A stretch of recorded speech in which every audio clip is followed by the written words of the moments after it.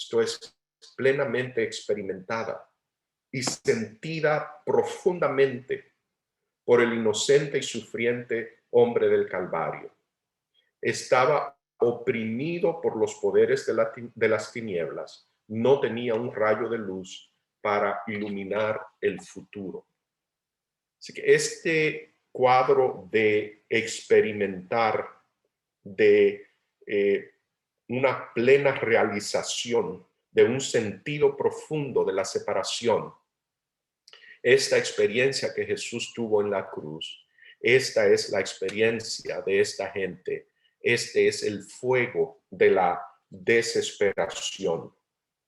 Así que los malos son consumidos por su propia angustia.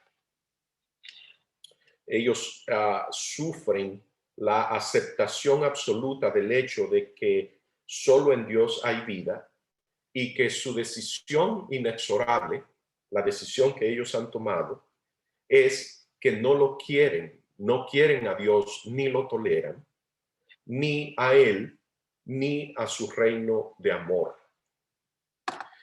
Yo quiero que notemos en este pasaje de la señora White que aparece en el Comentario Bíblico Adventista, volumen 6, página 1069. Dice, aquellos que rechacen la misericordia tan libremente ofrecida, conocerán entonces el valor de lo que han despreciado. Sentirán la agonía que Cristo soportó en la cruz para comprar la redención para todos los que la recibirían. Notemos que que ellos van a conocer y a sentir. Quiero que notemos el lenguaje es una experiencia por la que están pasando. Es un conocimiento experiencial que nadie hasta la fecha conoce excepto Jesús. Es el único ser en el universo que ha tenido esta experiencia hasta la fecha. Y entonces se darán cuenta, notemos otra vez el lenguaje que se usa repetidamente aquí referente a un entendimiento despertado, a un darse cuenta. Y entonces se darán cuenta de lo que han perdido, la vida eterna y la herencia inmortal. Cuando los pecadores se ven obligados a mirar a aquel que vistió su divinidad con humanidad, y que todavía usa este mismo atuendo. O sea, nos está diciendo que ellos están mirando allí en la ciudad santa y están viendo a Jesús igual, el mismo, exactamente igual que el que vino 2000 años atrás, que anduvo por aquí en la tierra. Es el mismo, exactamente así, ese hombre sin ninguna apariencia ni atractivo. Allí, dice, cuando los pecadores se ven obligados a mirar a aquel que vistió su divinidad con humanidad y que todavía usa este mismo atuendo, su confusión es indescriptible. Es aquello que hemos estudiado del brazo desnudo de Jehová, que es sin atractivo, que es un proyecto que es rechazado, que se considera sin valor, que se considera tonto, que se considera despreciable. Y ahora ven que ese despreciable, ese proyecto ridículo de Jehová triunfa. Su confusión es indescriptible. Las escamas caen de sus ojos. Notemos nuevamente el lenguaje referente a un entendimiento que se le ha, un despertar del entendimiento. Las escamas caen de sus ojos y ven lo que antes no veían. Se dan cuenta de lo que podían haber sido si hubieran recibido a Cristo y hubieran mejorado las oportunidades que se les brindaban. Ven la ley que han despreciado, la ley del amor. Es el amor lo que está triunfando, es el amor abnegado, es el amor que da sin consecuencia, sin que el que lo da considere las consecuencias para sí mismo. Ellos están viendo el triunfo del amor abnegado sobre la violencia y la fuerza. Ven la ley del amor que han despreciado, tan exaltada como es exaltado el trono de Dios. Ven a Dios mismo dando reverencia a su ley. ¿Qué escena será aquella? Ninguna pluma puede describirlo. La culpa acumulada del mundo quedará al descubierto y se oirá la voz del juez que dice a los impíos: apartaos de mí, obradores de maldad. Así que esta gente del que San Mateo 13:13 nos dice que viendo no ven y oyendo no oyen ni entienden, ahora finalmente ven. Ellos tuvieron toda oportunidad de ver y escuchar para que pudieran ser atraídos al arrepentimiento para salvación. Pero, como nos dice el apóstol Pablo en Romanos 1:21, habiendo conocido a Dios, no lo reconocieron como a Dios, y su necio corazón fue entenebrecido. El proyecto pareció ridículo, el brazo desnudo de Jehová, que es Cristo, les pareció algo despreciable. Pero ahora ven y escuchan, y esta experiencia, no olvidemos, está ocurriendo, ellos están pasando por esta experiencia frente a el objeto de sus planes inmediatos que tenían allí, que estaban envueltos, de tomar por la fuerza, del uso de la violencia y del asesinato, esto es, a los habitantes de la santa ciudad.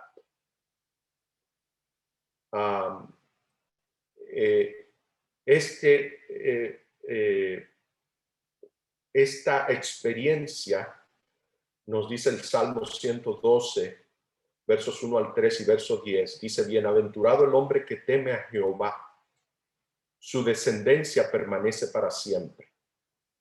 Notemos ahora, dice: lo verá el impío y se enfurecerá, rechinará los dientes y se consumirá y perecerá. Así que el fuego que no se apaga es la realización, darse cuenta, ver, la realización experimental de su separación con Dios. El profeta Jeremías en Lamentaciones capítulo 1, verso 12 y 13 dice, refiriéndose a Jesús: mirad y ved si hay dolor como mi dolor que me ha venido, porque Jehová me ha angustiado en el día de su ardiente furor. Desde lo alto envió fuego que consume mis huesos. Jesús pasa por esa experiencia, por el fuego que consume sus huesos en la cruz. Nosotros no sabemos de qué es lo que nos está hablando aquí, no sabemos en el sentido experimental. Y ese es el santo propósito de Dios, que ningún ser humano lo sepa. Tristemente, hay personas que a pesar de que Jesús tomó esta copa, tuvo esta experiencia, ellos la van a vivir también. Proverbio 8:36 nos dice: pero el que peca contra mí, a sí mismo se daña. Todos los que me odian aman la muerte. Así que esta gente que odia a Dios simplemente están diciendo: amamos la muerte. Y lo que los destruye aparece en Proverbios 5:22, dice: al malvado lo atrapa su propia maldad, y en los lazos de su pecado queda atrapado. Se verá entonces que la causa de muerte para los malos es el pecado. Es su elección de rechazar a Dios, de separarse de Él. Aunque esto está asociado con una gran angustia mental, Y aunque el estrés físico, como vimos en la experiencia de Jesús, cuando padeció de esta condición médica que se llama hematidrosis, que ¿cómo se llama? Que sudó sangre. Nos habla de las manifestaciones físicas de este profundo estrés. Vemos que la causa de su muerte aparece en el Estado de todas las gentes, páginas 700 y 701, fue un corazón quebrantado.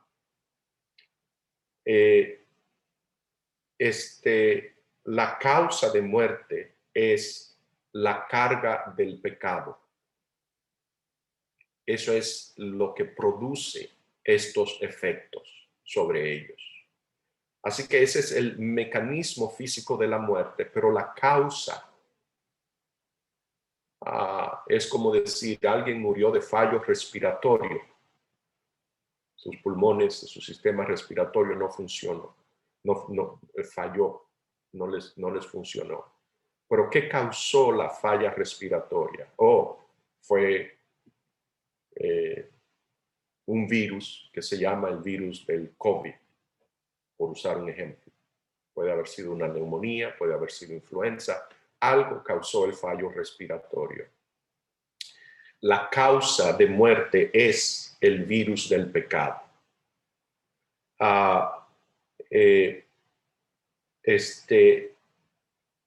En el Salmo 34, 20 y 21, dice, con referencia a esta experiencia tipificada en la experiencia de Cristo en la cruz, dice, Él guardará todos sus huesos, ni uno solo de ellos será quebrantado, matará al malo la maldad.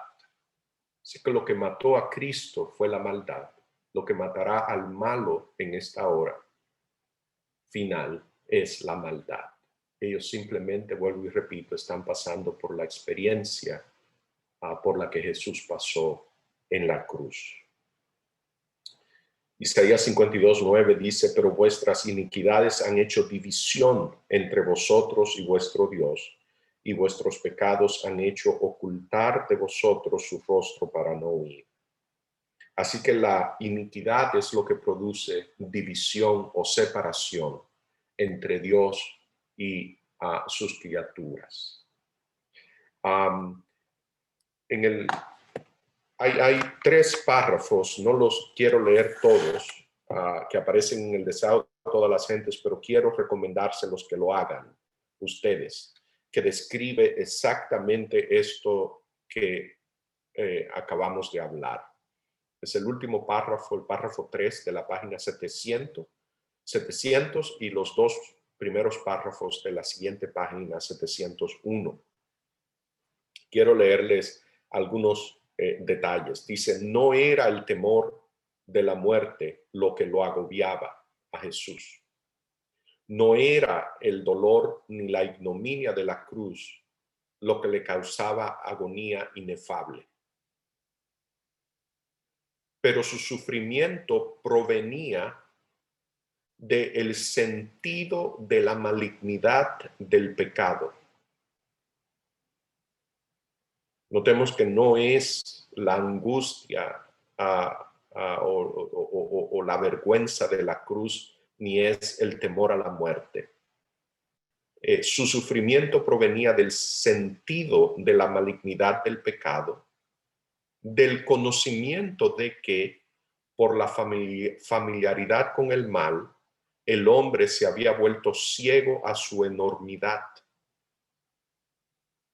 Cristo vio cuán terrible es el dominio del pecado sobre el corazón humano y cuán pocos estarían dispuestos a desligarse de su poder. Sobre Cristo como sustituto y garante nuestro fue puesta la iniquidad de todos nosotros. Fue contado como transgresor. La culpabilidad de cada descendiente de Adán abrumó su corazón. La ira de Dios contra el pecado, la terrible manifestación de su desagrado por causa de la iniquidad, llenó de consternación el alma de su hijo. Pero en estos momentos, sintiendo el terrible peso de la culpabilidad que lleva, no puede ver el rostro reconciliador del Padre. Así que aquí vemos todo el proceso del sentido profundo de lo que el profeta Jeremías llama fuego que consumió mis huesos. El peso de la maldad que lo mata. Es esa experiencia vivencial. Y encontramos el proceso de separación. Al sentir el Salvador que de él se retraía el semblante divino en esta hora de suprema angustia. Esa suprema angustia es el fuego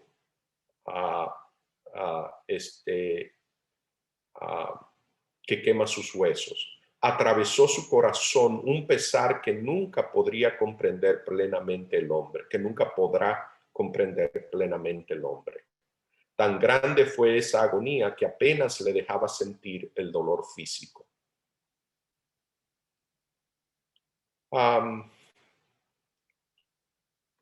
Y finalmente esta última parte en el párrafo 2 de la página 701 dice, temía que el pecado fuese tan ofensivo para Dios que su separación resultase eterna. Sintió la angustia que el pecador sentirá cuando la misericordia no interceda más por la raza culpable.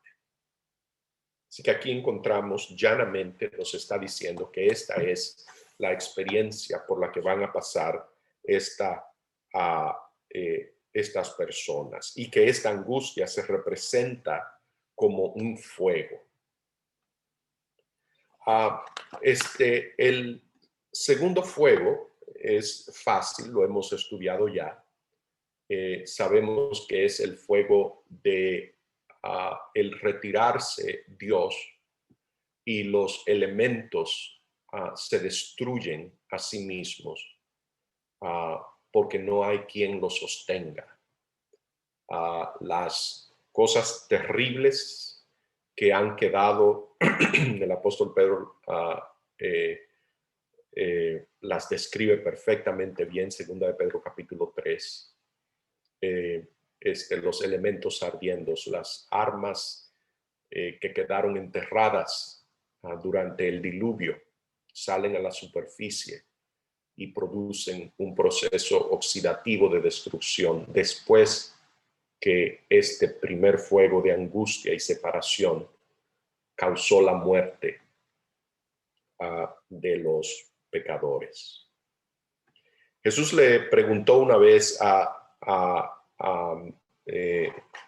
algunos de sus discípulos, les dijo, ¿podéis beber la copa que yo voy a beber?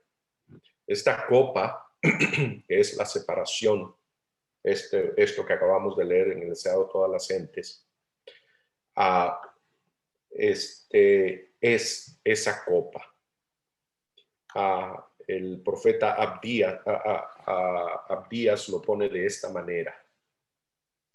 Dice, de la manera que vosotros bebisteis en mi santo monte, así beberán continuamente todas las naciones. Beberán y tragarán y serán como si no hubieran sido. Ellos toman la copa que Dios nunca quiso que ellos tomaran. Y se cumple entonces Salmo 34, 21, la maldad dará muerte al malo, como leímos.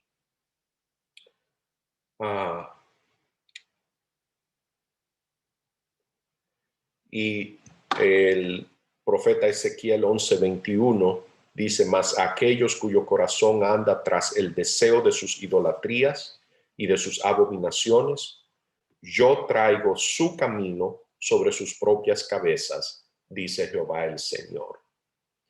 Así que aquí nos queda claro que es el pecado mismo la causa de la muerte, tal como Dios le dijo a Adán y Eva antes de que ellos comiesen del árbol.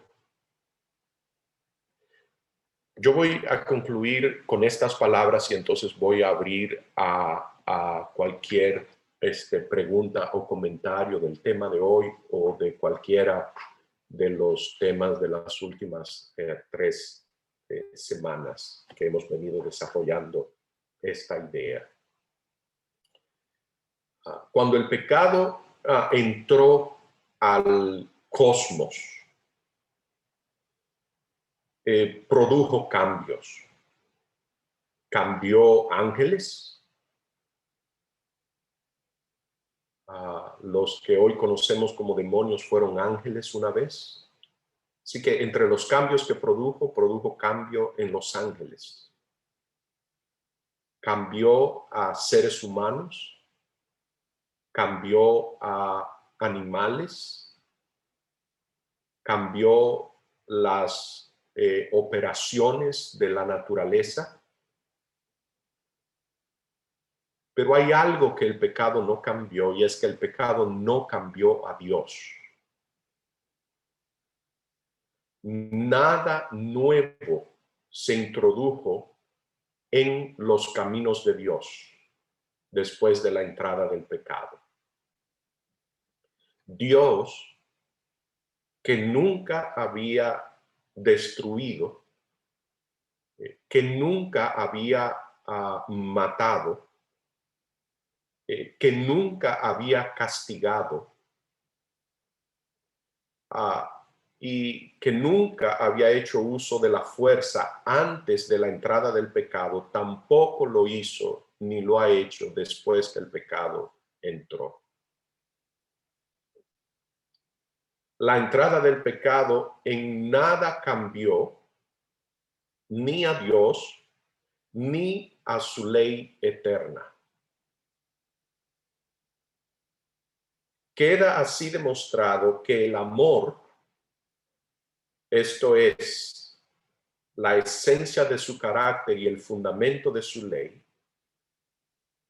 es lo suficientemente poderoso para vencer el mal.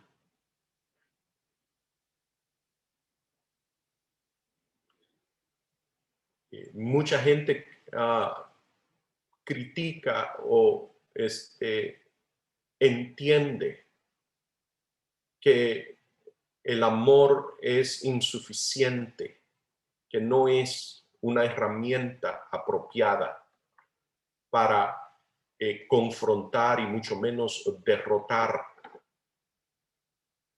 un fenómeno tan poderosamente destructivo como el mal, como el pecado. La conclusión del conflicto es una evidencia más de que el amor es lo suficientemente poderoso para vencer el mal. Ahora, al final de la larga y miserable historia del conflicto cósmico, Dios emerge tan inmaculado como entró en el conflicto. Y se muestra que el camino de la cruz, el poder del amor abnegado, el amor que sirve sin importar el costo para el servidor, es más poderoso que todos los caminos de la fuerza, la coerción y la violencia combinados. Que verdaderamente, como dice el apóstol Pablo en Romanos 12:21, se vence con el bien el mal. El amor resulta que es más fuerte que la fuerza.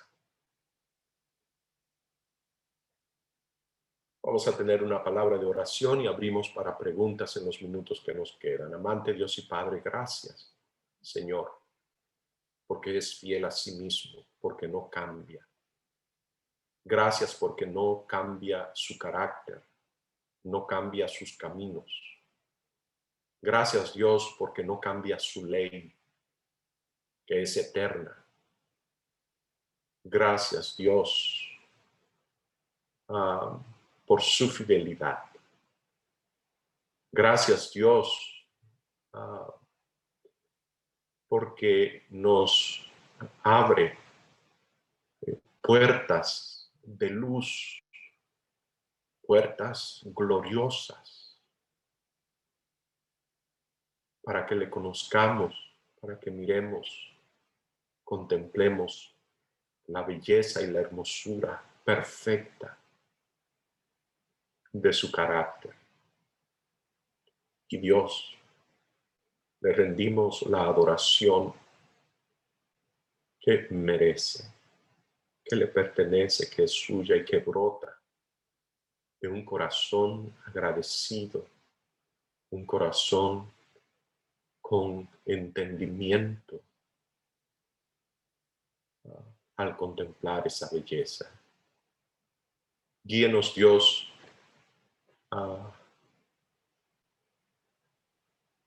para que andemos por sus caminos y para que seamos como usted es.